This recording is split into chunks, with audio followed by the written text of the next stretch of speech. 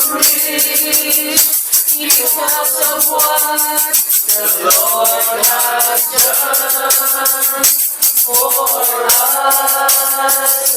Give them. Lord, for the whole year, naniniwala kami na we had prayed so much sa aming pamilya, we had prayed so much sa aming mga sarili, we had prayed so much sa mga plano namin sa buhay. Palagi na lang sa mga sarili namin, sa mga mahal namin sa buhay.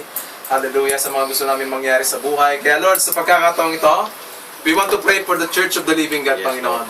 Yes, God. Lord, we pray ang iyong church na itinatag dito sa Kuwait will be stronger. Yes. This 2013, Panginoon, ang Church of the Living God will grow in numbers, O Lord. And so we pray, Lord of the harvest, padala mo po kami ng maraming members, Panginoon. Hallelujah, maraming kamanggagawa, O Diyos, na papasok po sa mga usherin, sa music, sa kitchen ministry, O Lord, sa transport ministry.